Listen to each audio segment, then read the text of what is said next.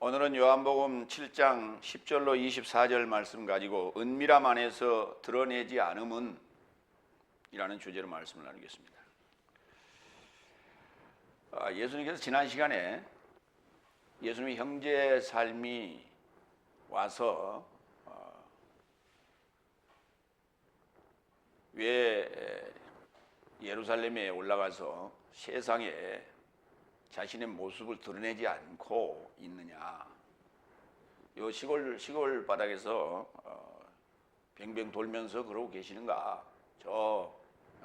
서울로 가서 예루살렘으로 가서 거기 가서 세상에 당신의 존재를 알리시오. 이렇게 얘기를 했어요. 예수님께서 나는 지금 때가 아직 안 됐으니까 못 가겠다. 그래 놓고 제 형제들만 올려 보냈습니다. 이 명절은 바로 초막절, 장막절이라고 했습니다. 그런데 오늘 예수님께서 형제들을 보내놓고 나서 예수님께서 또 올라가셨어요. 예수님의 말씀이 이게 앞뒤가 맞지는 않습니다. 왜 안 올라간다 했다가 올라가셨는가? 이 문제는 대단히 중요한 문제예요. 왜? 이것을 해명을 하지 않으면 거짓말이 되거든요.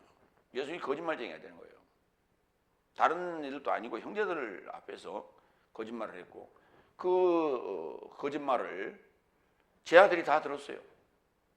근데 오늘 예수님께서 또 올라간단 말이에요. 그런데 제 아들 중에 아무도 안 올라간다 해놓고 왜 올라가십니까? 라고 묻는 이가 아무도 없어요. 지금. 우리 그리스도인들도 마찬가지예요. 이 문제에 대해서 왜 안 올라간다 해놓고 올라갔지? 라고 의문을 갖거나 그 문제에 대해서 찾거나 얘기하는 이가 별로 없어요. 이 대단히 중요한 문제예요. 왜? 요즘 말이라고 하는 요 말 실수 때문에 자기의 출세의 길이 막히는 그런 일이 얼마나 많습니까? 이게 바로 우리 이제 정치인들의 그 청문회장에서 행해지는 일들이고 또 뉴스 기자들에 의해서 그가 한 어떤 실수한 말이 드러나기도 하여서 아주 난처한 곤경에 빠지기도 하잖아요. 오늘 예수님의 말씀이 그냥 말로 한 게 아니라 기록이 돼 있어요. 이 문제에 대해서 우리는 여기서 해명을 하고 봐야겠더라. 그래서 오늘 이 부분을 은밀함 안에서 드러내지 않은 이유가 도대체 뭔가에 대해서 여러분과 함께 살펴보도록 하겠습니다. 첫 번째, 요한복음 7장 10절 13절 은밀함 안에서 드러내지 않음에 대한 불평과 두려움에 대해서 살펴봅니다. 먼저 첫째 10절로 11절 그러나 그의 형제 삶이 올라간 것 같이 그때 그도 명절에 이루고자 올라갔다. 오히려 은밀함 안에 있는 것 같이 드러내지 않았다. 그런즉 유대인 삶이 명절 안에서 그를 찾으며 말하더라. 저가 어디 있느냐? 이 말은 무슨 말이냐 하면 분명히 초막절이니까 또 당연히 이스라엘의 남자라면 예루살렘에 올라와야 될 그러한 의무를 가지고 있기 때문에 반드시 그가 올라왔을 것이다. 지난 명절 때도 올라왔지 않느냐. 그래서 지금 찾고 있는 거예요. 그런데 예수님께서 언제 얼마나 있다가 올라갔는지 언급이 되어 있잖아요. 그냥 그때라고만 했어요. 그러면서도 올라가서 그는 은밀하게 계셨지 자신을 드러내지 않았다. 이렇게 얘기하고 있어요. 그 은밀하다는 단어는 크리프토라고 해요. 칼리프토라는 단어하고는 좀 다릅니다. 아포칼립토라는 단어가 이제 계시하다는 단어인데 그 칼립토 덮어놓은 것을 아포 이렇게 분리한다 해서 그걸 계시라 하고 그 다음에 은밀함이라고 하는 것은 감춰져 있는 거예요. 지금. 자신을 감췄다. 남이 인지하지 못하도록 인지하지 못하게끔 자신의 정체를 드러내지 않았다. 이걸 우리가 은밀함이라고 하는 거예요.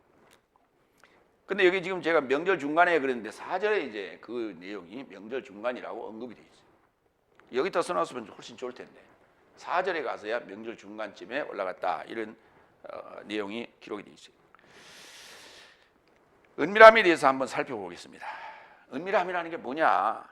로마서 2장 16절 하나님은 그리스도스 예수스로 인하여 내 복음을 줬는 날 안에서 사람 삶의 은밀한 삶을 판결하신다. 그러니까 은밀함이라고 하는 것은 판결과 관련돼 있어요. 은밀함이라고 하는 것은 숨기는 문제이기 때문에 자기의 죄상을, 자기의 실수를, 자기의 과오를, 자기의 범법을 숨기게 되는 것이죠. 그런데 그러한 심판의 과정이나 행위는 은밀함 안에서 이루어지는 거예요. 공개적으로 일어나는 심판이 아니에요.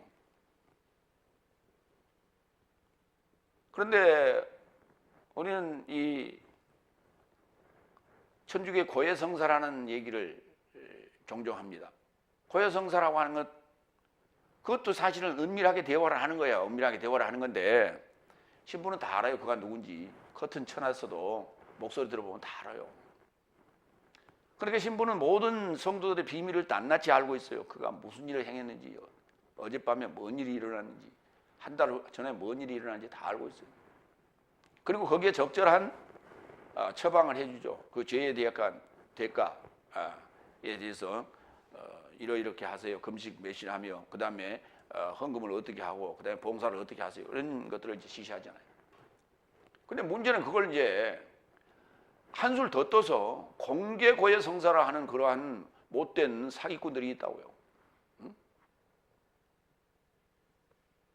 그 여자 목사 그 지금 구속돼 있죠.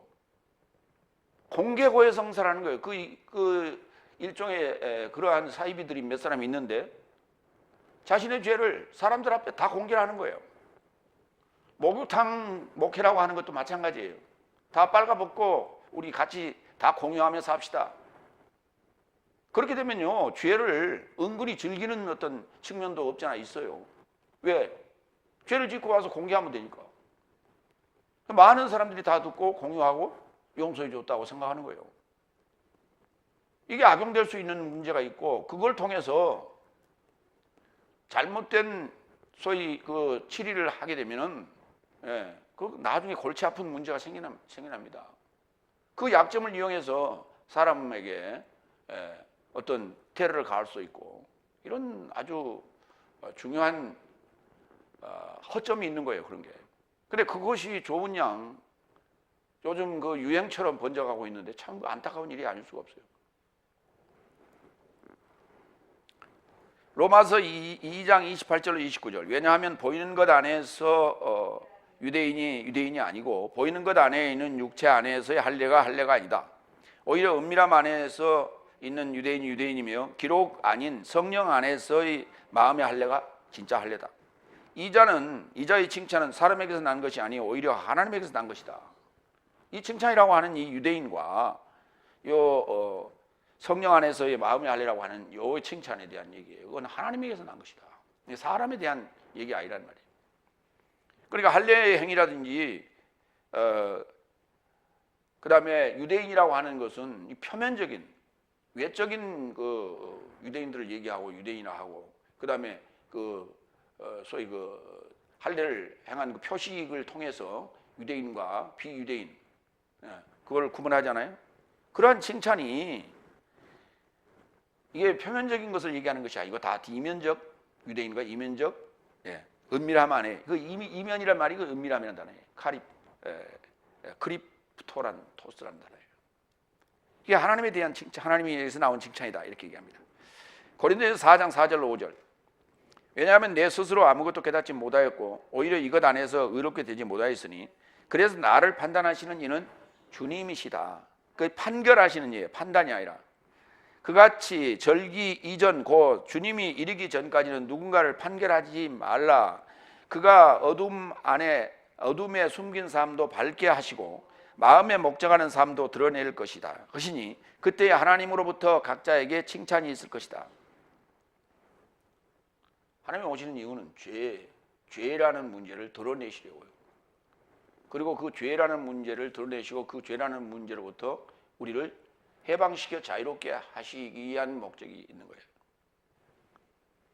그렇기 때문에 옳고 그름에 대한 것을 판결하는 것이 아니라 성경은 우리에게 모세를 통해서 준 법은 사망의 법인데 그것은 정죄의 법이에요. 그리고 주님이 오셔서 우리에게 말씀하시는 생명의 성령의 법은 살려주는 법이에요. 그러니까 그 정죄의 판결을 누가 하시냐면 주님이 오셔서 하시는 거예요. 뭐 하려고? 어둠에 숨긴 삶도 밝게 하시고 마음에 목적하는 삶도 드러내심으로 말미암아,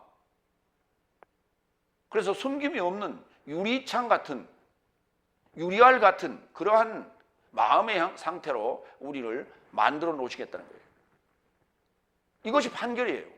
이것이 심판이고, 모든 인간은 다 심판의 대상이에요. 누구는 심판을 벗어났고 누구는 심판을 벗어나지 않은 이는 아무도 없어요. 그런데 그 심판하는 그 판결이 은밀함 안에서 이루어진다는 거예요. 공개적으로 일어나는 일이 아니고 공개적으로 하는 일이 아니라고요. 그게 각자 안에서 일어나는, 계시록 20장에 있는 백보자 심판이 일어나는 거예요. 지금 이게 뭐에 따라서? 그 사람의 상태에 따라서, 그 사람의 그 목적지에 도달하는, 일곱째 날에 도달하는 진도에 따라서. 이것이 판결의 심판의 목적이다라는 얘기예요. 왜 이 얘기를 지금 하냐면, 왜 너희가 나를 판결하려고 하느냐 하는 거예요. 내가 지금 판결하러 왔는데, 그것도 은밀함 안에서 이루어지는 것이다. 그것은 공개적으로 하는 게 아니고, 너희가 나를 지금 찾고자 하는 이유는 뭐예요? 공개적으로 나를 망신 주자는 거 아니냐. 두 번째로 갑니다. 12절. 그리고 그에 관하여 무리 삶 안에서 많은 불평이 있더라. 어떤 삶은 저는 실로 선한 사람이라 말하더라. 그러나 다른 삶은 아니다. 오히려 무리를 미혹한다고 말하더라. 두 부류가 갈렸습니다. 이때 우리는 좌파, 우파 이렇게 얘기를 해요. 근데 좌파, 우파를 우리가 규정을 하자면 이런 거예요. 권력을 잡은 자가 우파입니다. 권력에서 밀려난 자가 좌파예요.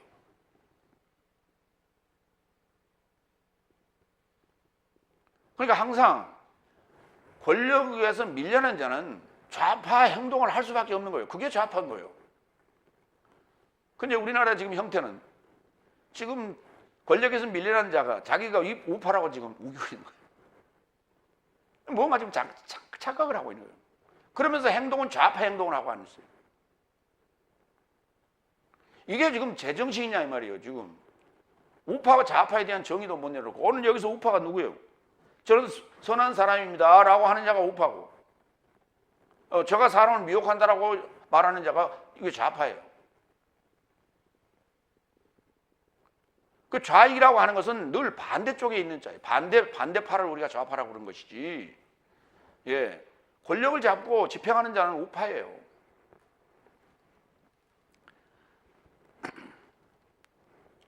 근데 그것을 지금 현재 정치권이 하고 있는, 그리고 일부 언론이 하고 있는 것은 프레임 전쟁이에요.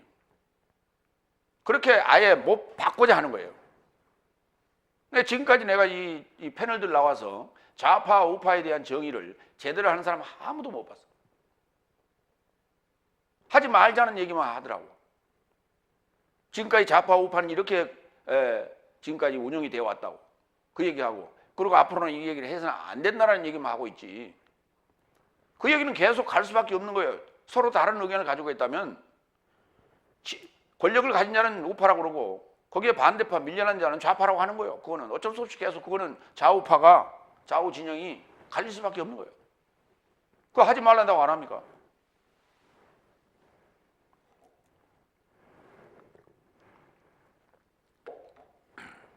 로마서 2장 6절로 12절. 선하다고 하는 아가토스라고 하는 이 의미가 어떤 의미인가?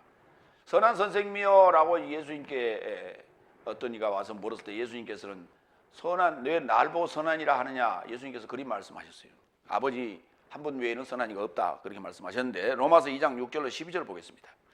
하나님께서는 각자 그 행위를 따라 되돌려 주실 것이요 참으로 선한 일의 인내를 따라서 영광과 존귀와 썩지 아니함을 찾는 삶에게는 내세적 생명을 돌려주실 것이다. 그러나 다툼으로 진리에 불신하여 불의로 설득당한 삶에게는 분노와 진노가 되돌려 줄 것이다. 이 8절이 이게 좌파예요. 이게 9절. 악을 열심히 하는 사람의 모든 목숨의 환난과 공고가 맺히리니 먼저는 유대인에게 그리고 헬라인에게로다. 그러나 선을 행하는 모두에게 영광과 존귀와 평화가 맺히리니 먼저는 유대인에게 그리고 헬라인에게로다. 이 과정이 뭐냐면 이건 지금 외적으로 유대인과 헬라인을 순서상으로 한번 보세요. 복음이라고 하는 문제는 유대인으로부터 헬라인으로 전파가 되어 왔어요. 그건 이해가 돼요. 그런데 악이라는 문제도 어떻게 유대인이 먼저 행하고 그 다음에 헬라인이 다음에 행합니까? 이건 말이 안 맞는 소리예요. 이건 좀 내적인 얘기를 하는 거예요. 우리 모두가 가지고 있는 사상적인 사고 체계가 첫째, 유대인 헤브라이즘적 사고, 신본주의고 그 다음에 인본주의적 형태로 돌아간다. 이 순서가 이렇게 진행된다라는 얘기를 하고 있는 거예요. 그것을 이렇게 표현했어요. 유대인에게 그리고 헬라인에게로다. 이거는 사도 바울 자체가 자신 자체가 그랬어요. 그는 유대인이며 헬라인이었어요. 그래서 유대인적인 삶을 살다가 헬라적인 삶으로 전환합니다. 그런데 그것을 그대로 써놓으니까 바울에게만 국한된 얘기로 우리는 잘못 이해해서는 안 된다는 얘기예요. 바울은 우리 열국에게는 좋은 롤 모델입니다. 왜냐하면 당시 시대를 살았지만은 사울이었다가 바울이 됐는데 그 사울은 예수님을 직접 만난 적이 없어요. 예수님의 제자로서의 삶을 살아본 적이 없어요. 그러다가 다메섹에서 예수님을 만나게 됩니다. 예수님은 이미 부활하시고 승천하신 후에 다메섹에서 만나는 거예요. 그래가지고 예수님의 제자가 되잖아요. 이 상황은 우리하고 똑같은 거예요. 우리도 직접 예수님을 본 적이 없잖아요. 그러면서 사울처럼 예수님을 만나게 되는 거 아닙니까? 그렇기 때문에 바울의 이 기록들, 바울의 이 해설은 우리에게 매우 중요한 내용이 되는 거예요. 근데 그것도 모르고 요즘 어떤 이들은 보니까 성경 자체를 부정하는 이들이 많더라고. 신약성경의 사도 바울의 논리를 이걸 아주 부정을 하면서 이거는 성경도 아니고 뭣도 아니라고 라고 생각을 하는 거예요. 참 안타까운 일이 아닐 수가 없어요. 10절 그러나 선을 행하는 모두에게 영광과 존귀와 평화가 맺히리니 먼저는 유대인에게 그리고 헬라인에게로다. 왜냐하면 하나님 곁에는 외모를 취함이 없으시기 때문이다. 왜냐하면 법 없이 범죄한 삶은 법 없이 멸망할 것이요 그리고 법 안에서 범죄한 삶은 법으로 인하여 판결받을 것이다. 그러니까 법 없이 범죄한 삶은 법 없이 멸망할 것이다. 불신자들 얘기하는 거예요. 불신자들은 세상의 법은 있죠. 죄의 법도 가지고 있죠. 그렇기 때문에 그 죄의 법이 지배하는 거예요. 그럼 여기서 얘기하는 법이라는 이 법은 율법을 얘기하는 거예요. 모세의 법, 사망의 법을 얘기하는 거예요. 그러니까 사망의 법 없이 범죄한 삶은 사망의 법 없이 멸망할 것이고 그리고 사망의 법 안에서 범죄한 삶은 사망의 법으로 인하여 판결받을 것이다. 그러니까 첫 번째 언급한 것은 불신자들, 두 번째 언급한 건 신자들을 얘기하는 거예요. 그런데 신자들 중에서도 판결을 받을 자는 믿는 자만 판결을 받는 거예요. 교인이라 해서 다 여기 판결을 받는 게 아니라 그걸 무법한 자라고 그래요. 무법자. 법이 없는 거예요. 사망의 법도 없어. 사망의 법 들고만 다니지 이게 사망의 법이 아닌 거예요. 사망의 법을 인지하지 못하고 사망의 법에서 헤어나고자 하는 그 상황을 인식하지 못한 자는 생명의 성령의 법이 그에게 역사하지 않습니다. 그래 본인은 지금 해방됐다고 예수님 믿고 나는 지금 구원 얻었다고 착각하고 있는 사람한테는 생명의 성령의 법이 역사하지 않고 사망의 법을 인지도 못하고 있는 거예요. 그러니까 사망의 법을 인지를 했을 때야 그때 우리가 하나님은 선한 분이다. 그리고 그 선인이라는 게 뭐냐면 이거예요. 로마서 7장 12절 이와 같이 실로 법은 노모스 법은 거룩하며 계명도 거룩하며 의로우며 선하다 그랬어요. 그러니까 하나님이 거룩하고 의롭고 선하죠. 하나님이 준 그 사망의 법인 노모스가 거룩하고 의롭고 선한 거예요. 그것을 내가 사망의 법을 가지고 있어서 오라 나는 공고한 자라다라는 이 고백이 나올 때야 오늘 로마서 7장 12절 고백이 나오는 거예요. 이게 사도 바울이 하는 고백이거든요. 이게 나의 고백이 돼야 되고 여러분의 고백이 돼야 되는 거예요. 이게. 그때야 주님을 향해서 저는 선한 분이다, 저가 하나님이다라는 고백이 나오는 거예요. 이게 진정한 우파예요. 마태복음 22장 28절로 29절. 그런즉 부활 안에서 그녀가 7삶의 누구의 아내입니까? 왜냐하면 모든 삶이 그녀를 가졌습니다. 그러자 예수께서 저 삶에게 답변하여 언급하셨다. 네 삶은 성경 삶을 알아보지 못한 것이고 하나님의 능력도 알아보지 못하고 미혹당하고 있다. 그 미혹당한다는 플라나오라는 단어는 뭐냐면 길을 잃다는 거예요. 왜냐하면 잘못된 이정표, 잘못된 좌표를 가지고 있기 때문에 길을 잃어버렸어요. 성경을 제대로 알았다면 그는 길을 잃지 않습니다. 미혹당하지 않습니다. 우리가 미혹당한다는 얘기는 내가 알지 못하고 잘못된 판단을 할 수밖에 없는 거예요. 길을 가는데 좌회전을 하라는 표지가 있어야 되는데 좌회전을 하라는 표지를 누가 돌려놔 버렸어요. 그래서 직진하고 가버렸어요. 그럼 오만 대로 가는 거 아닙니까? 이걸 길을 잃었다고 그래. 이걸 뭐 때문에? 그 표지판을 누군가가 돌려놓은 것 때문에 그랬어요. 그러나 그 길을 아는 사람은 표지판이 있든 없든 간에 거기서 좌회전을 합니다. 이것을 우리가 성경을 알았다고 얘기하는 거예요. 성경을 머릿속에 집어넣어버리면 성경을 안 읽어도 그 상황이 어떠할 때 그 상황을 그가 분별하고 판단한다 이 말이에요. 그렇죠?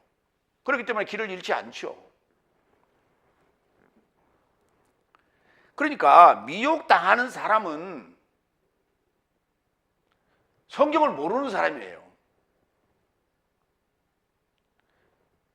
예수님의 말씀에 끌려가는 사람은 성경을 아는 사람이고요. 그것도 모르고 무작정 따라다니는 사람은 그건 지금 미혹당하고 있는 거 맞죠. 그건 성경에 의한 판단이 아닌 거예요.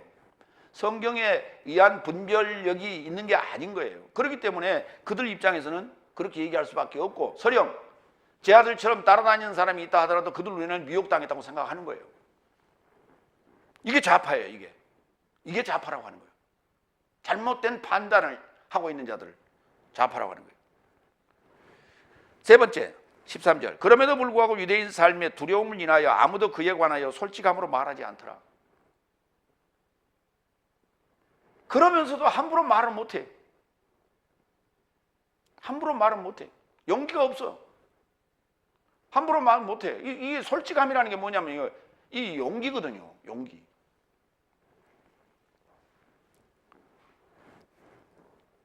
왜? 그들에게는 지금 죄가 있기 때문에 그렇습니다. 두려움이 있다는 것은 죄가 있기 때문이에요. 여러분 한번 생각해 보세요. 죄인은 경찰이 저쪽에서 나타나면 가던 길 그 경찰과 마주치지 않아요. 옆으로 그냥 새길로 들어가요. 도망간다고. 왜? 혹시 나를 잡을까 봐. 나를 검색할까 봐. 그런 거 아니에요. 뭔가 찔린 게 있기 때문에 법 없이 범죄한 삶은 법 없이 멸망할 것이고 법 안에서 범죄한 삶은 법으로 인하여 판결받을 것이기 때문에 그래서 두려움이 있는 거예요. 어제가 5.18이죠. 네. 맞습니까?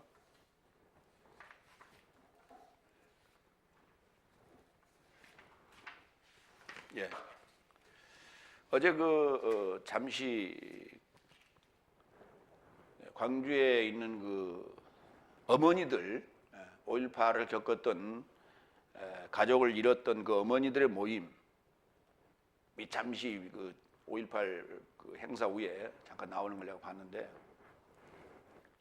지금도 그들은 그 후유증 트라우마에 시달리면서 그것을 이렇게 안정시키기 위한 진정하기 위한 그러한 여러 가지 프로그램들을 소화하면서 서로 그 사람들과 우위를 이렇게 다지면서 그렇게 살아갑니다. 그런데 그 중에 이제 리더격인 어느 한 분 보니까 자기 아들을 잃었어요. 그것도 전남도청에서 자기 아들을 만났어요. 거기서 자기 아들과 눈을 마주쳤는데 여기다가는 너 무슨 일 당할 줄 모르니까 그때 고등학교 1학년이었는데 가자 하니까 그 아이가 하는 얘기가 뭐라고 하냐면 자기 친구가 죽었다는 거예요. 자기 친구가 죽었는데 내가 어떻게 갈 수 있냐. 그러니까 그 얘기를 들으니까 더 이상 할 말이 없더래. 그래서 돌아왔다는 거예요. 근데 그 다음날 가서 보니까 그 친구하고 같이 그 시체가 나란히 놓여 있더만 그 사진을 찍어놨더라고요. 근데 그때부터 그 엄마들은 자식을 잃은 엄마들, 남편을 잃은 엄마들, 뭐 가족을 잃은 엄마들이 사실 두려움에 떨면서 그렇게 살고 있었는데 그분 몇 분들을 위주로 해서 그분들이 매일 그분들을 찾아다니고 거리로 뛰쳐나오게 해서 맨날 휘장을 둘러뛰고 데모하고 그렇게 살았어요. 그러다 보면 경찰들이 와서 유치장에 또 집어넣으면 유치장에서 또 거기서 막 소리치고 고함치고 또 그러면 또 석방해주고 또 그래서 나오면 또 그 다음날 또 이렇게 하면서 지금까지 그렇게 살아오고 있더라고요. 근데 그들이 그러한 행동을 못했더라면 지금 아마 죽었을 거예요. 병들어서. 그러니까 지금까지 그 목숨을 유지하고 있는 것은 그러한 스트레스를 날리면서 그 한을 풀어냈기 때문에 지금까지 살고 있는 거예요. 이것은 두려움이 없어지는 것이고 왜 그들이 두려움이 오겠어요? 두려움을 없애기 위한 몸부림이죠. 그건 왜냐? 자기들이 잘못한 게 없기 때문에 그렇다는 거예요. 이게 솔직함이라는 거예요. 이게 자기들이 잘못한 게 없기 때문에 왜 우리 애들을 죽였느냐, 우리 남편을 죽였느냐, 이 해답을 달라는 거죠. 이것이 솔직함인 거예요. 그것은 솔직하면 두려움이 사라지는 거예요. 그러나 오늘 그들은 두려움으로 인하여 아무도 그에 관하여 솔직함으로 말하지 않더라고 그랬어요. 그러면서도 숫자가 많기 때문에 그 수를 이용해서 예수님을 제거하기 위한 그러한 몸부림을 하더라는 거죠. 두 번째로 넘어가겠습니다. 요한복음 7장 14절로 20절. 두 번째, 보내신 자의 영광을 찾는 자는 참되고 불의가 없다.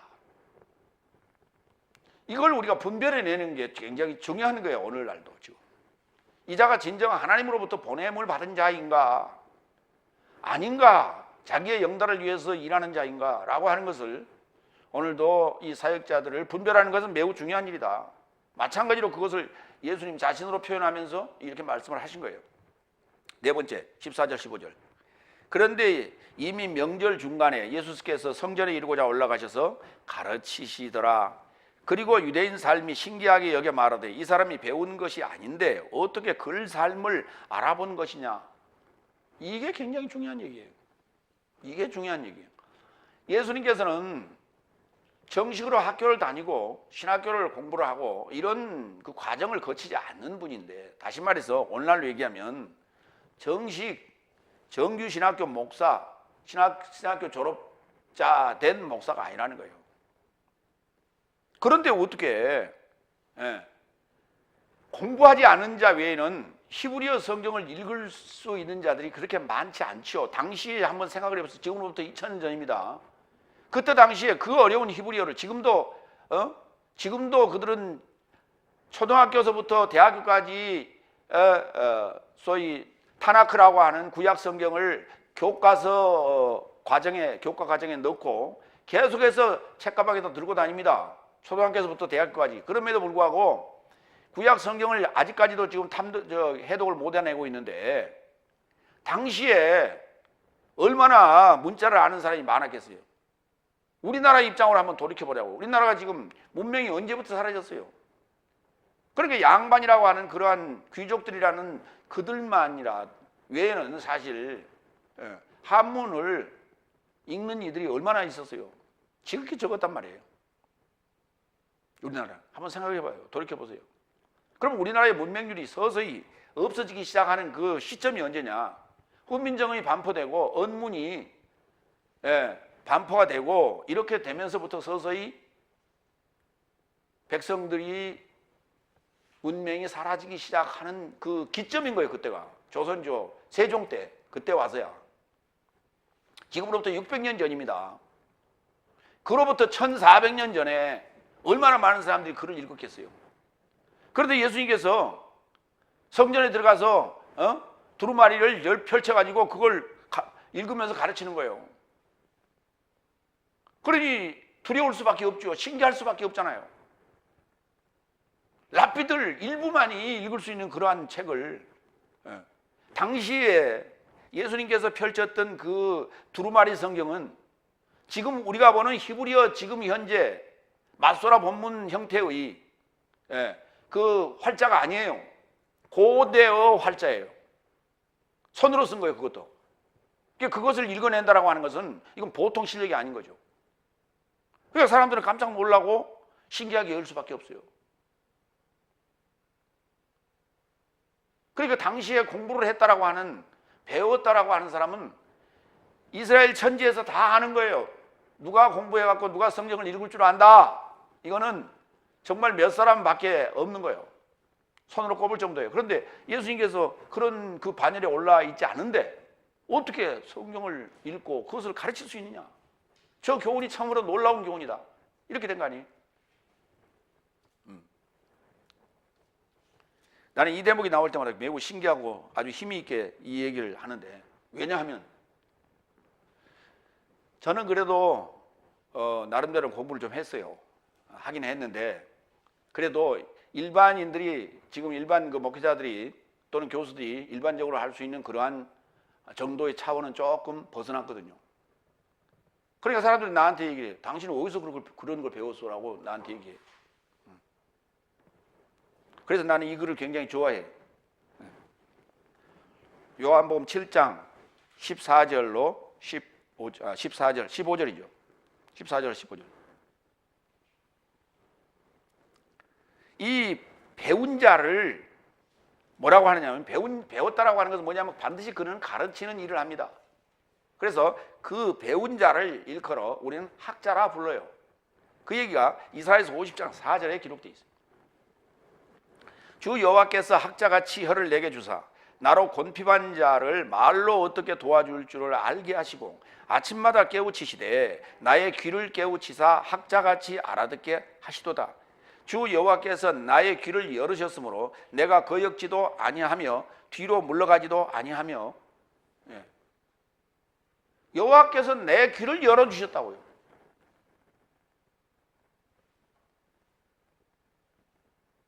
저도 헬라어 히브리어를 연구하게 된 것도 다른 게 아니에요. 여호와께서 내 귀를 열어주신 거예요. 그래서 가능한 거예요.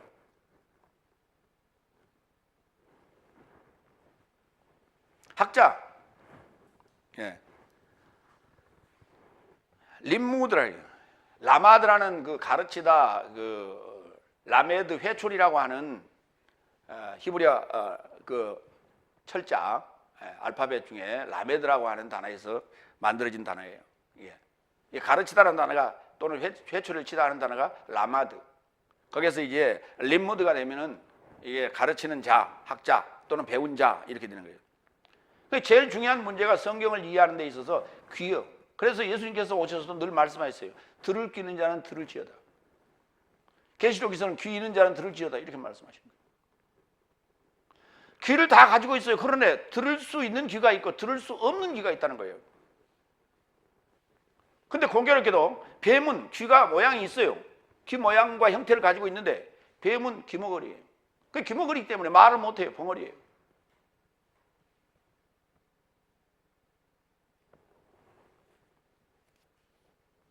그러니까 귀가 어둡다라고 하는 것은 믿음은 들으면서 난다고 그랬잖아요. 그러니까 귀로 듣는 거 아닙니까? 이 듣는다는, 이 들을 수 있는 귀가 굉장히 중요한, 이게 보물이요. 그러니까 볼 수는 없어도 들을 수는 있어야 되는 거예요. 들을 수 있는 자는 말할 수 있거든요. 그러니까 왜? 들을 수 있다는 것은 누군가가 말해주면 되는 거예요. 그 학자가 말해주면 되고 학자가 깨우쳐주면 되는 거예요. 예수님을 한번 볼까요? 예수님에 대한 기록이 잠시 누가복음 2장 40절 41절에 기록되어 있는데 이렇게 되어 있어요. 그리하여 훈육아가 자라며 영으로 강하여지고 지혜가 채워지고 하나님의 은혜가 그를 접하여 있더라. 그리고 그의 부모가 해를 쫓아 유월절 명절에 예루살렘에 이르고자 가더라. 가는데 예수님을 데리고 갔어요. 해마다. 이게 뭐냐면 예수님이 40절을 보면 영제예요. 41절을 보면 조기교육이에요. 영제로서 그냥 놔두면 안 돼요. 조기교육을 해야만이 영제로서의 탁월한 능력을 발휘하게 되는 거예요. 그래서 그걸 개발해 줘야 되는 게 부모의 역할이에요. 이 교육을 부모가 한 거예요. 어디 교육기관에 위탁한 게 아니에요. 랍비한테 위탁한 게 아니었어요. 하나님이 하셨고 그 부모가 한 거예요. 요셉과 마리아가. 그러면 예수를 누가 낳았어요? 마리아가 낳았지 않습니까?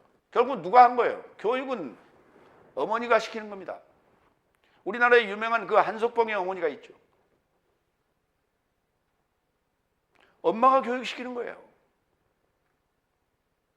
그래서 현명한 어머니가 있어요. 그 뒤에는 반드시. 오늘 지금 이 즈음에 우리 한국 교육의 문제점을 돌아볼 수 있는 시점이 바로 이 대목이에요. 부모 교육입니다. 자녀는 부모의 거울이고, 부모가 어떻게 가르치냐에 따라서 그 자녀의 인성과 결국 인성의 문제지. 지식이 많으면 뭐 할 겁니까? 인성이 잘못되면 그 인생은 망치는 거예요. 칼을 예로 들어봅시다. 부엌칼이 부엌에서 요리로 쓸 때는 인성이 좋은 거예요. 제 기능을 잘 발휘하고 있는 거예요. 그러나 그것이 무기로 돌변하면 그것은 인성이 아주 망가진 거예요. 인성의 문제가 지금 심각해요. 우리 한국 교육에 현재.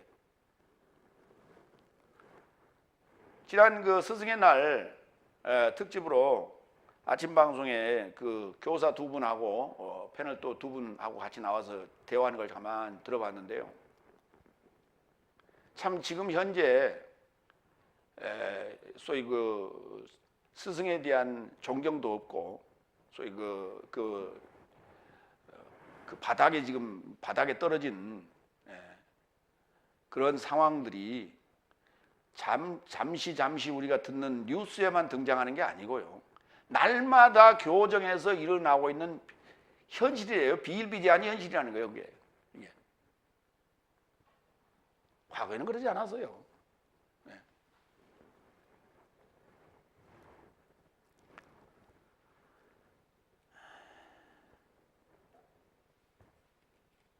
다섯 번째 16절 17절 예수께서 저 사람에게 답변하여 언급하셨다. 내 교훈은 내 것이 아니요 오히려 나를 보내신 분의 것이다. 만일 누가 그의 뜻을 행하기를 원한다면 교훈에 관하여 하나님에게서인지 혹 내 자신으로부터 말하는지 알 것이다.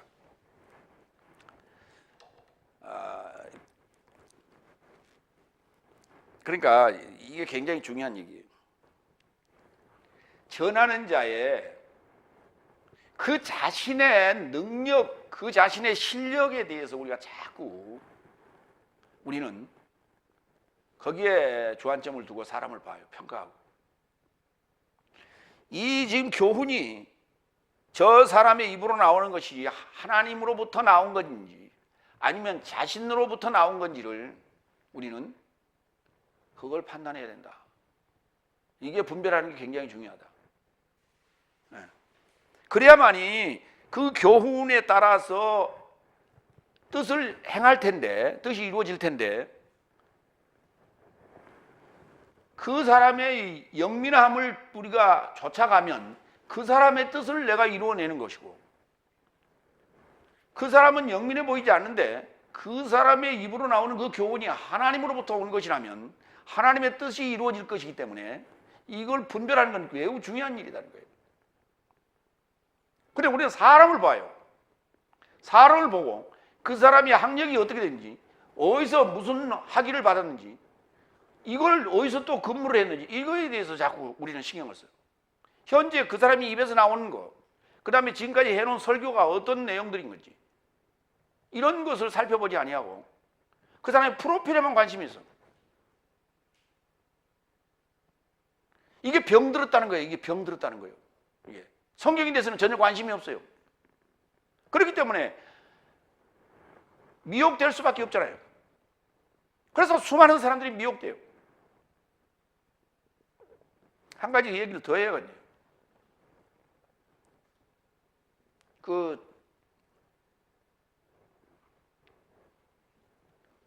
자기가 병도 나와주고 그 대통령 후보로 나왔던 친구가 이름이 뭐죠? 허경영 씨라고 지금 자기가 무슨 신이라고 자기가 구세주라고 그렇게 지금 사람들 속이고 사람들의 병을 나아준다고 자기 눈을 1초만 쳐다보면 다 나는다고 그러면서 여성들의 몸을 다 만지면서 여러 차례 나왔습니다. 지난번에 그 TV조선에서도 한번 나왔고 이번에 또 보니까 SBS에 또 한번 나오더라고요. 예, 가관이에요 보니까. 근데 사람들은 그가 무슨 염력이 있다고 생각하고 그가 대단한 능력이 있다고 생각하는데 그게 뭐냐면요, 다른 게 아니에요. 그 사람이 대단한 실력의 소유자라는 거예요. 천재라는 게 천재. 그것 때문에 그런 거예요. 다른 거 아니에요. 그 나머지 그 행위들은 다 속임수고 돈 뺏기 위한 속임수예요. 그가 머리가 좋긴 좋아요. 예, 그가 머리가 좋긴 좋아요. 과거에 박정희 대통령 참모도 좀 하고 했어요. 예, 젊어서 그런 그 과거가 있어요. 그렇기 때문에 그걸 가지고 그리고 자기가 가지고 있는 뭐 절간에서 그다음에 신학교에서 교회 다니면서 또 등등 여러 가지 그쪽 무속 쪽에 관련해서 하여튼 두루두루 그쪽 좀 하여튼 잡기에 좀 능해요. 그러한 실력들을 보면서 사람들이 그 사람한테 빠져버린 거예요. 그 사람한테 매료돼 가지고 그 사람이 하는 얘기는 다 맞는 거예요. 구세주까지 돼버렸어요.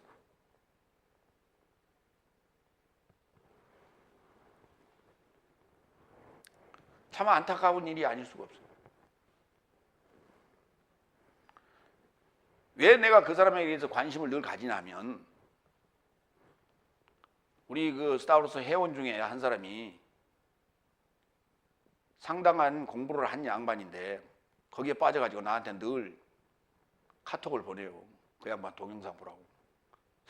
그래서 내가 늘 그 양반 나올 때마다 TV에 뉴스에 나올 때마다 내가 좀 관심 있게 보는데 이런 웃지 못할 일이 지금 이 21세기에 백주 대낮에 우리 대한민국에서 일어나고 있는 거예요.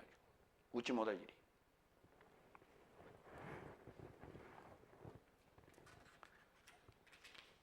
시편 25편 8절로 9절 보겠습니다. 여호와는 선하시고 정직하시니 그러므로 그 도를 그 말씀을 죄인을 교훈하시리로다.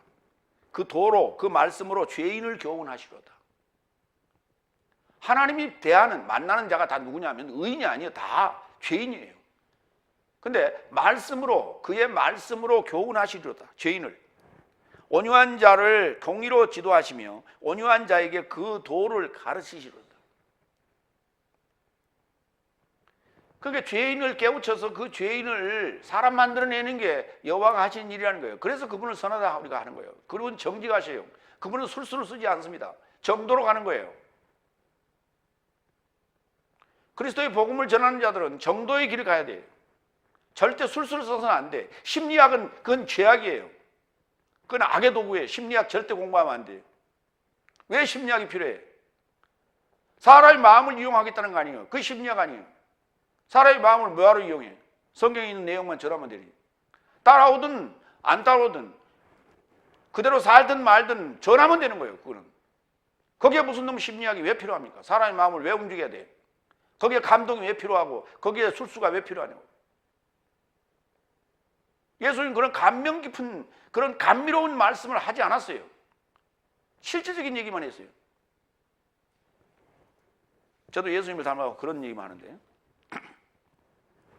호세아서 6장 3절 그러므로 우리가 여호와를 알기 위하여 추적하고 알자 그랬어요. 좀 번역 제가 바꾼 거예요. 힘써 알자 그랬는데 추적하고 알자. 뭐 하기 위하여? 여호와를 알기 위하여. 공격적으로 알자는 거예요. 공격적으로 알자. 알려주면 그냥 듣고 그냥 안 알려주면 말고가 아니라 추적하고 알자는 거예요. 이 단어가 신약에 와서는 핍박이라는 단어는 없어요. 진짜 핍박. 예. 그러니까 사울이 예수 믿는 자들을 핍박하더라. 추적했다고. 추적했어요. 이렇게. 형사가 그를 뒤를 따라다니면서 그 정보를 캐듯이 추적했다고. 공부를 할 때는 알아갈 때는 그렇게 알아야 되는 거예요. 그게. 그의 나오심은 새벽빛같이 일정하니 비와 같이 땅을 적시는 늦은 비와 같이 우리에게 임하시리라. 마태복음 6장 10절. 뜻을 행하기를 원한다면 교훈에 대해서 누가 보낸 것인지 누구의 교훈인지 알아내야 돼요.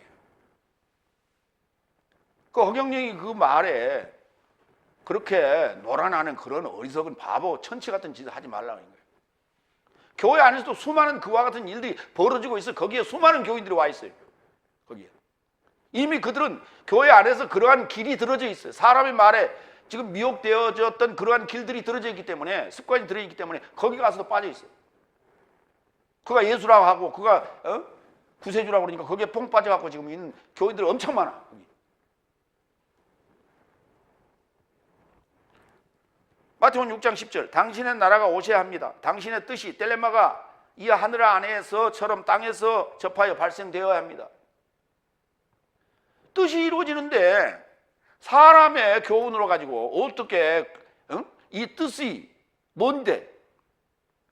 하늘에서 통일되고 땅에서 통일되고 사탄을 몰아내는 일인데 이게 하나님의 뜻인데 하나님의 교훈은 요 한 가지 외에는 없단 말이에요. 다른 얘기가 없어요. 성경에 많은 이야기가 지금 기록된 것 같지만은 예수님이 오셔서 그걸 일목요연하게 딱 하나로 뭉쳐서 하시는 일은 사람 살리는 거예요. 죄인을 구원하는 일이에요. 그것밖에 없어. 다른 일 한 게 없어요. 안식일에 그가 사람을 살린 것도 사람을 구원하기 위한 것이지 다른 거 아니에요.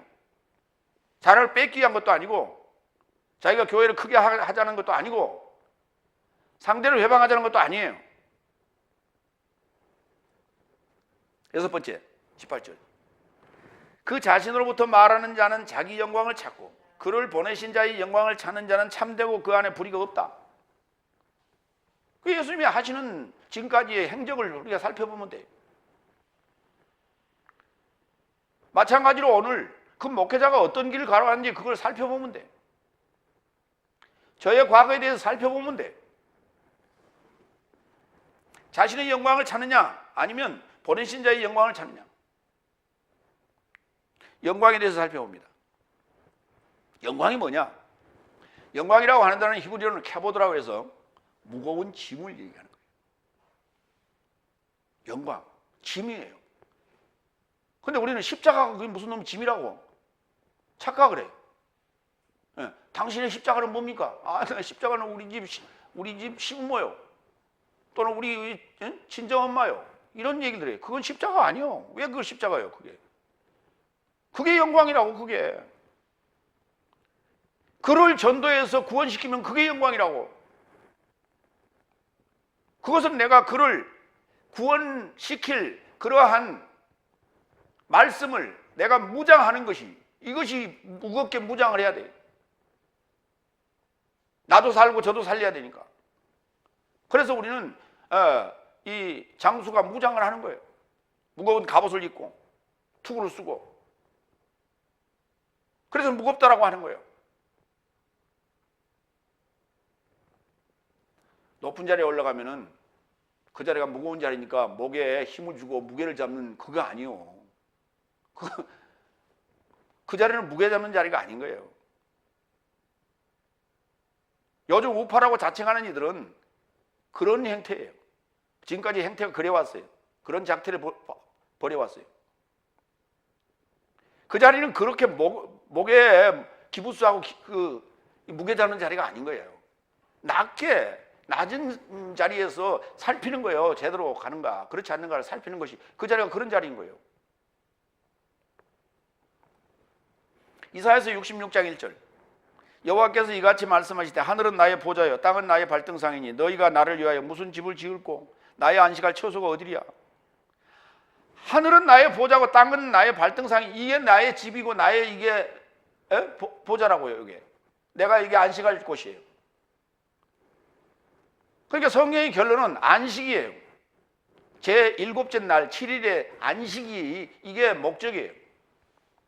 그 안식할 수 있는 그곳이 일곱째 날인데 그곳을 하늘과 땅이라고 하는데, 그 하늘과 땅이 일곱째 날에는 새 하늘과 새 땅이 되는 거예요. 그곳을 나의 보좌라, 나의 발등상이다, 나의 안식할 처소라고 말하는 거예요. 데살로니가전서 2장 19절로 20절 봅니다. 내 삶의 소망이나 기쁨이나 자랑의 면류관이 무엇이냐? 그리스도스 예수스 내 삶의 주의 임재 안에서 그의 면전에 네 삶이 아니냐? 네 삶은 내 삶의 영광이요 내 기쁨이라고 그랬어요. 그리스도 예수스 임재 안에 있는 몸, 영과 혼과 몸이 온전해진 그 자를 내 삶의 영광이라. 내 삶의 영광이 뭐예요? 하나, 나를 보내신 이의 영광이란 말이에요. 그걸 찾는 거예요. 그걸 찾아내는 거예요. 한 사람 한 사람 찾아내는 것이 이게 영광. 그게 영광. 영광 하니까 무슨 뭐 높은 자리에 올라가서 뭐 손 들고 무슨 뭐 만세 부르는 게 그게 영광 아니고, 우리가 칭찬받고 메달 받을 상 받을 것은 다른 게 아니에요. 전도해서 사람 살려내는 거예요. 이게 영광. 내가 먼저 돼야 되겠죠. 그것이. 그래서 자신으로부터 말하는 자는 자기 영광을 찾고 자기 집을 짓는다 이 말이에요. 자기 영광을 자기 말로 하는 것은 자기 집을 짓는 거예요. 자기 영광이 그게. 보내신 이의 말을 하는 자는 보내신 이의 영광을 찾는 거예요. 그게 바로 새하늘과 새 땅이란 말이에요. 그러니까 설교의 패턴이, 결론이 새하늘과 새 땅 안식일에 있어야 돼요. 설교의 결론은. 그런데 엉뚱한 소리 자꾸 하고 있다. 부자로 살아야 된다, 잘 살아야 된다, 건강하게 살아야 된다, 이런 쓸데없는 소리 하는 것은 그것은 자기 소리고 인간의 소리지 하나님의 소리가 아니에요.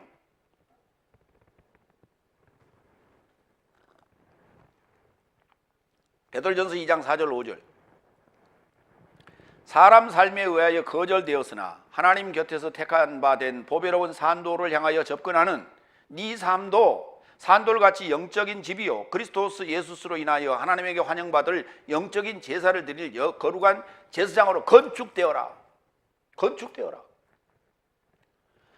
거룩한 제사장, 영적인 집이 이게 하나님의 보좌요 하나님의 발등상이라고요. 이게 새하늘과 새 땅이에요. 이걸 영광이라고 그래. 이걸 기쁨이라고 하는 거예요. 이걸 안식이라고 그래. 이걸 안식. 사바톤.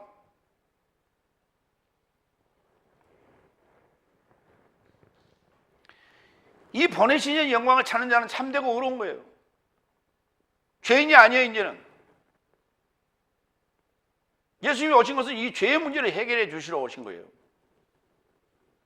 그래서 참되고 의로워야 돼. 정직해야 돼. 그를 선하다 하는 거예요. 선하다는 말은 우리는 이제 이렇게 얘기해요. 착하다. 착하다. 맞아요. 착한 거예요. 거짓말 안 해요. 어린아이들은 착해서 거짓말 잘 안 해요. 그래서 애들한테 물어보면 돼. 그 집에 탐문하려면 애들한테 물어보면 다 나와. 7번째 19절 20절. 모슈스가 네 삶에게 법을 준 것이 아니더냐. 그런데 네 삶에서 아무도 법을 행하지 않는다. 네 삶은 어찌하여 나를 죽이려고 찾느냐. 무리가 답변하여 언급하였다. 당신은 귀신을 가졌다. 누가 당신을 죽이려고 찾습니까? 야, 시침이 뚝 떼버려요. 이게 거짓말장이라는 거예요. 시침이 뚝 떼버려요. 지난번 명절 때 예수님이 오셨다가 그 38년 된 병자를 고쳤잖아요. 그래서 그들이 안식일을 범했다. 그리고 대화하는 중에 아버지가 일하시니 나도 일한다. 그래가지고 그들은 그걸 가지고 트집을 잡았죠. 왜 하나님과 동등하게 얘기했냐. 그래서 죽이려고 하는 게 예수님이 도망갔잖아요. 아니라고 그러잖아요. 수치심이 뚝 떼잖아요. 로마서 3장 10절로 17절을 봅니다. 그들이 죽이려고 안 했다고요? 칼 들고 지금 안 나타났기 때문에 죽이려고 안 했다고요? 잘 봅시다. 기록되어진 바 의인은 없으니 하나도 없고 이해하는 자도 없고 하나님을 연구하는 자도 없고 모두가 벗어났고 한결같이 무익하게 되었다. 자비를 행하는 자는 없으니 하나까지 없다. 저의 삶의 목구멍은 열려진 묘실이요 저 삶의 혀로는 속이고 있고 저 삶의 입술 아래는 독사의 독이니 저런 삶의 입에는 저주와 쓴 것이 가득하니 저 삶의 발은 피를 흘리기에 빠르고 저 삶의 길 안에는 파멸과 곤고이니 저 삶이 평화의 길을 알지 못하였다. 그렇죠. 전쟁이에요. 전쟁에 사람 안 죽이면 어떡해? 내가 죽는데.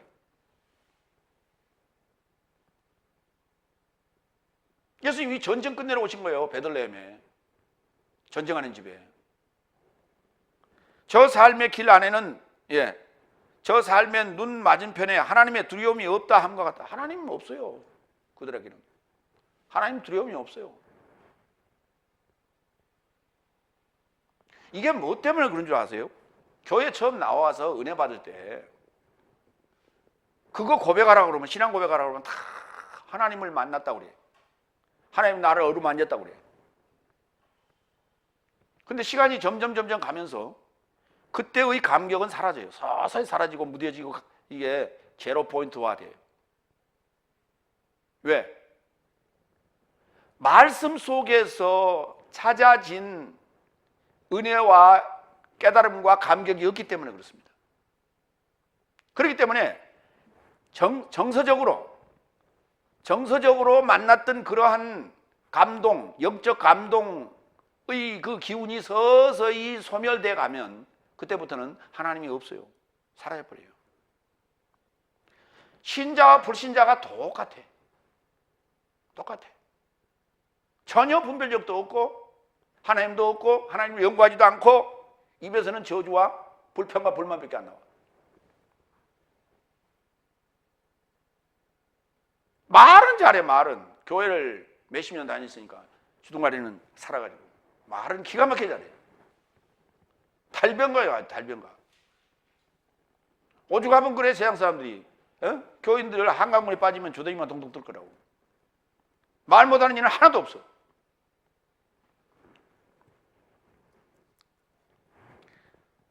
바로 말이 독이고 칼이에요.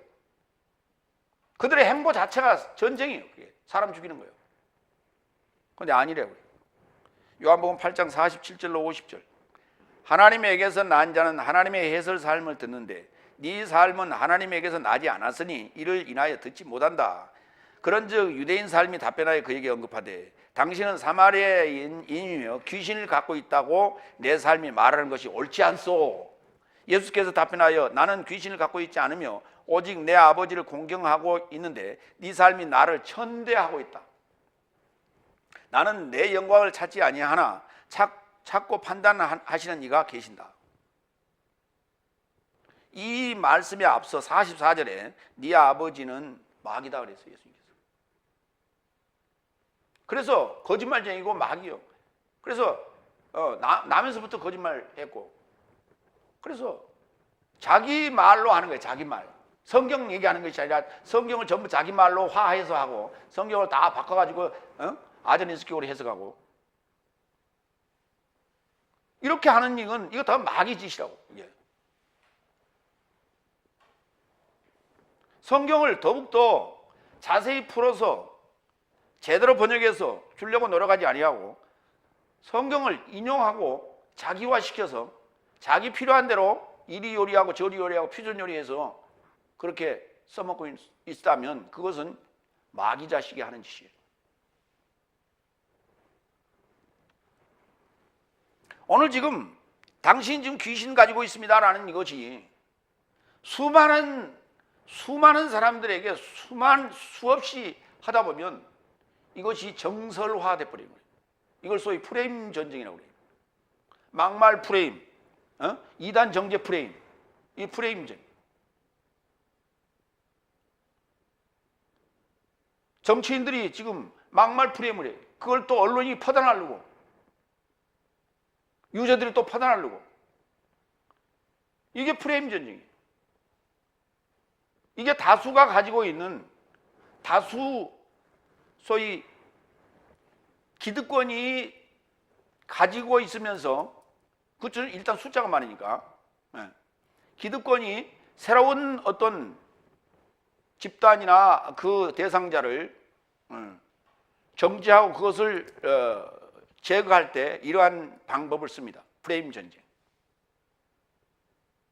근데 요즘 시대가 좀 달라졌어요. 옛날 같이 그렇게 막말 프레임 하다가 요새 고개 숙인 이가 한둘이에요. 그래서 자기는 고개 숙이지 않겠다고 변명만 모르고 했다고요? 그럼 모르고 어떻게 그 말을 써?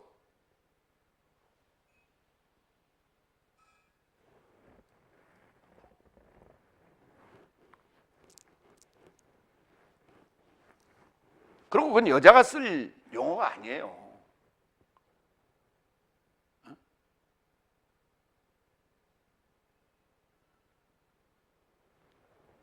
나는 동창이란 말은 들어봤어도 달창이란 말은 처음 들어봤어. 동창이 밝았느냐 이 말은 들어봤어도 그걸 여자가 쓸 일이 아니지. 그건 자기 비하예요. 그게 어떻게 그렇게 천박한 말을 써요? 대표라는 사람이, 그것도 서울대 나왔다는 사람이. 서울대가 뭐예요? 국비로 다닌 거 아닙니까? 국가에서 돈 대서 다니는데 나와서 그렇게 국민들을 그렇게 비하하고 자기들 스스로를 비하하고 여성들을 비하하는 그런 발언을 해요? 천박하기 이럴 데가 없어요.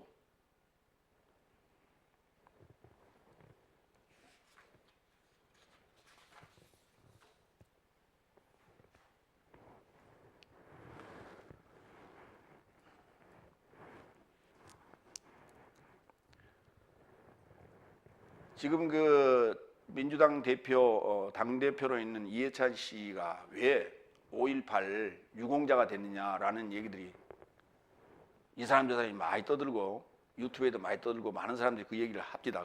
그런데 그게 찾아보니까 무슨 일이 있었냐면 그 학생 운동을 하다가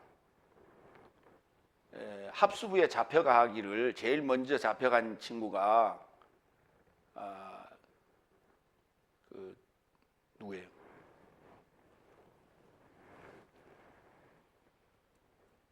그 저기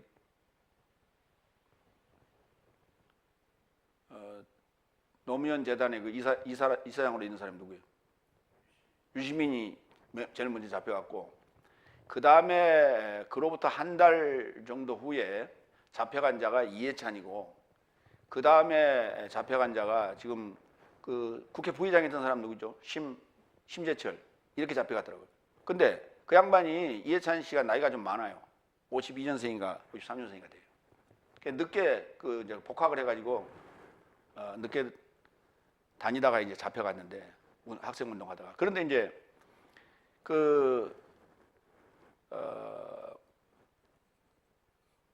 광주 5.18 그리고 이제 그 선동 내란죄로 김대중 씨가 이제 사형 언도를 받잖아요. 그 사형 언도를 받을 때 이해찬 씨도 함께 거기에 그 죄목으로 엮어서 6년형을 받았어요. 그리고 32개월 살고 나왔더라고요. 그래서 지금 그 5.18과 관련된 그 내란 선동죄에 같이 물려 있어요. 그래서 그 보상금도 받았고 5.18 유족이 된 거예요. 거기 그 혜택자가 된 거예요. 그 혜택자 중에 1, 2, 3번이 있는데 3번에 해당된다고 그러더라고요. 그런 것이지 그냥 어떤 권력을 가지고 있어가지고 자기 그냥 끼워넣기 한 게 아니더라고. 근데 알지 못하고 사람들은 그런 살펴보지도 않고 의문만 제기하고 있어요. 그래서 내가 알려드립니다.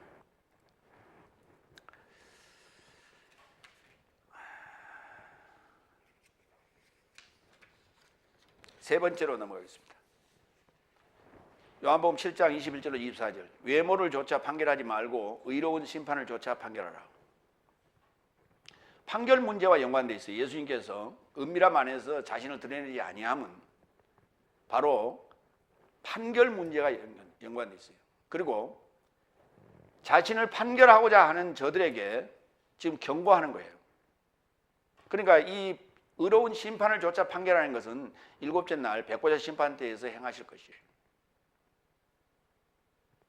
그리고 이미 십자가 사건에서 행하실 것을 지금 말씀하고 계시기에, 그러니까 외모로 하는 게 아니다.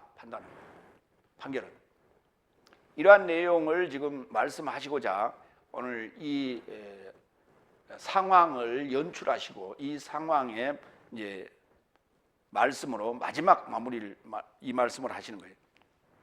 여덟 번째 21절. 예수께서 답변하여 저 삶에 언급하셨다. 나는 한 가지 사역을 행하였는데 내 모든 삶이 신기하게 여긴다. 네 모든 삶이 나를 신기하게 여긴다. 한 가지 사역밖에 내가 한 게 없다. 오직 구원, 백성을 구원하고자 하는 이 사역 외에 내가 다른 게 하나도 없다.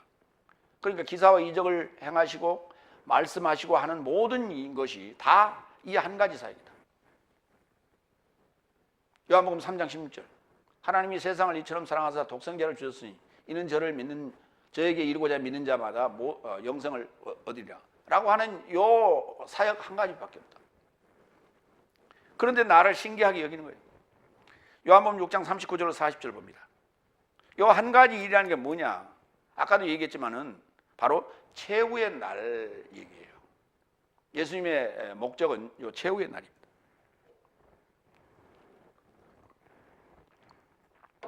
그날을 우리는 안식일이라고도 부릅니다. 요한복음 6장 39절 40절. 그래서 이것이 나를 보내신 이의 뜻이니 아버지가 내게 주신 모두를 내가 그에게 파멸시키지 않고 오히려 최후의 날 안에서 그를 일으켜 세우고자 합니다. 왜냐하면 이것이 나를 보내신 이의 뜻이니 아들을 목도하고 그에게 이르고자 믿는 자 모두는 내세적 생명을 갖게 하려 하며 내가 그를 최후의 날 안에서 일으켜 세울 것이다. 이게 한 가지 목적이에요. 예수님이 오셔서 하시는 일의 한 가지 목적이에요.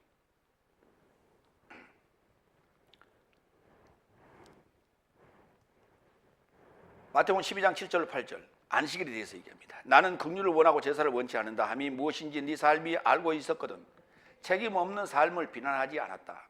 왜냐하면 사람의 아들 인자는 안식일의 주인이다. 인자 사람의 아들 만들려고 하는 것이다. 죽어서 훨훨 날아가는 그런 그 사람 말고 그건 신이요.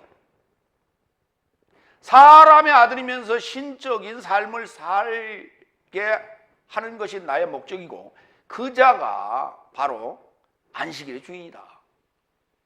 일곱째 날의 주인이라는 거예요. 이 안식일이라는 개념이 매주 돌아오는 토요일 그게 안식일이 아니고 일곱째 날이 안식일이라고, 안식일의 주인이라고. 그게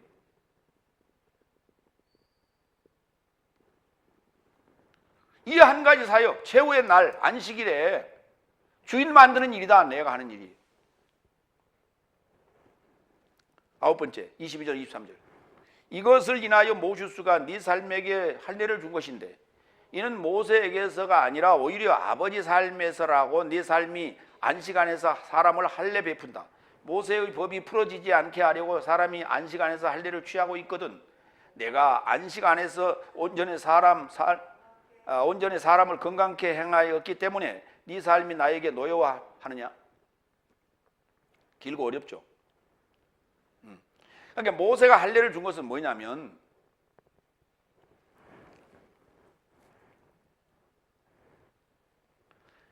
모세가 할례를 준 것이 바로 일곱째 날, 최후의 날 안식에 들어가라는 거예요.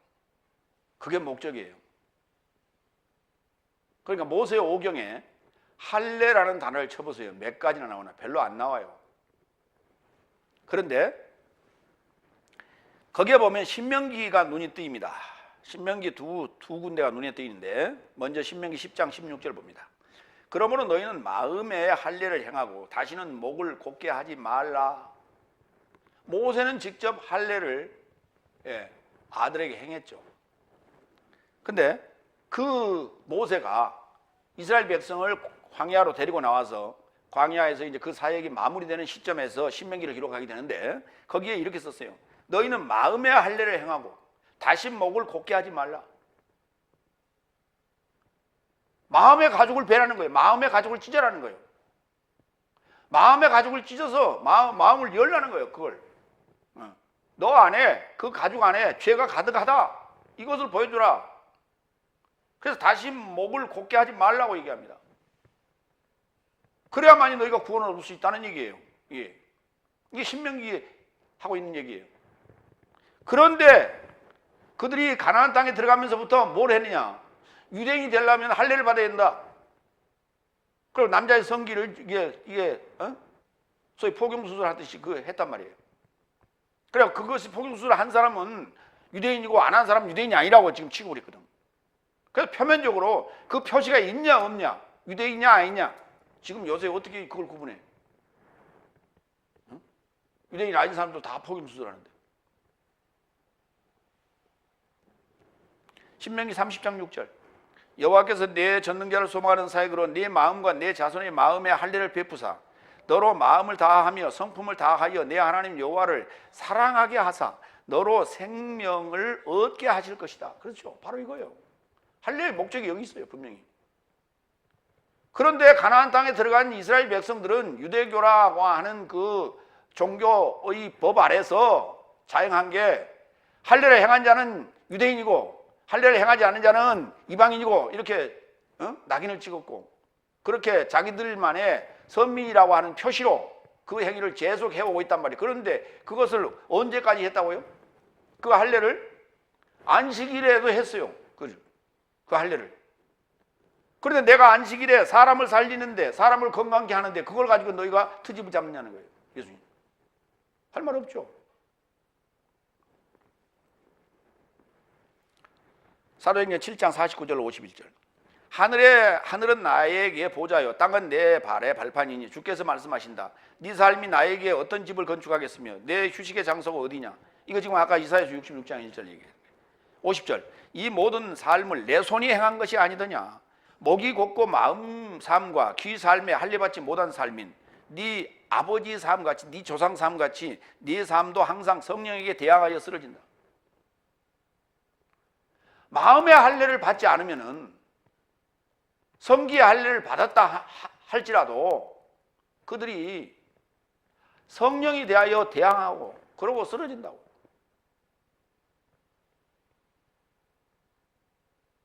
그 죽을 짓을 서슴지 않고 한다는 거예요 지금. 로마서 2장 29절 3장 2절 오히려 감춰진 것 안에서 감춰진 것 안에서 유대인이 유대인이며 기록이 아닌 성령 안에서 마음의 할례가 할례다. 이자의 칭찬은 사람에게서 난 것이 아니 오히려 하나님에게서 난 것이다. 3장 1절 그런즉 유대인의 우월함이 무엇이며 할례의 유익이 무엇이냐. 그러고 질문했어요. 유대인의 우월함이 뭐고 할례의 유익함이 뭐냐고.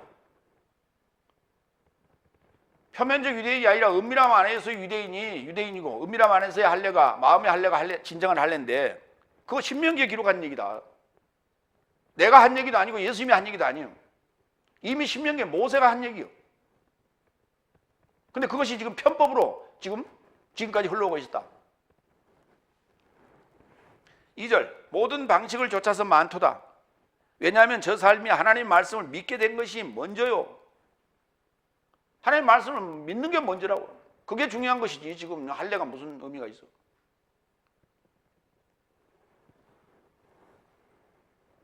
갈라디아서 5장 3절 내가 할례를 받는 각 사람에게 다시 증언한다. 이는 그가 법 전체를 행할 빚진 자이기 때문이다. 그러니까 사망의 법, 정죄의 법을 그는 끝까지 지켜야 되는 거예요. 할례를 고집하는 자는. 그럼 할례를 고집하는 자는 결국은 그 얘기는 7째 날로 넘어가는 6째 날로 넘어가는 구원의 여정은 없어요. 이것이 뭐냐? 명분이에요. 명분. 유대인이라는 명분, 다섯째 날이라는 명분, 명분에 살고 명분에 죽어요. 저들. 골로새서 2장 9절로 12절 그리스도스 안에서 몸적인 신성의 충만 모두가 안주한다. 네 삶도 그 안에서 채워져 있으니 그는 모든 우두머리와 고난의 머리이시다. 그 안에서 네 삶도 육체의 죄의 몸의 벗음 안에서 손으로 하지 않은 할례로 할례 받았으니 그리스도스의 할례 안에서다. 그러니까 육적 몸을 벗는 것이 그리스도의 할례라고 지금 얘기하고 있는 거예요. 네 삶이 세례 안에서 그리스도스와 함께 매장되었고 그 안에서 네 삶도 죽음에서 그를 일으키신 하나님의 역사의 믿음으로 인하여 함께 일으킴을 받았다. 그러니까 십자가 사건이 바로 그리스도의 할례라는 거예요. 내가 그리스도와 함께 십자가에 못 박혔나니 이것이 그리스도의 할례예요. 죄의 육적 몸을 벗는 거예요. 이건 사람의 손으로 한 게 아니라고요. 네. 사람의 손으로 하지 않은 할례예요. 이게. 그러니까 외모로조차 판결하지 말고 이건 너희의 판결 권한이 없는 거예요. 너희는 판결 권한이 없다. 오히려 의로운 심판을 조차 판결하라. 의로운 심판을 조차 판결할 자는 아무도 없어요 지금. 왜? 의인은 없나니 아무도 없기 때문에. 예수님밖에 없어요. 예수님도 육체를 입고 돌아다닌다면, 우리 인간처럼 돌아다닌다면 그는 죄인이에요.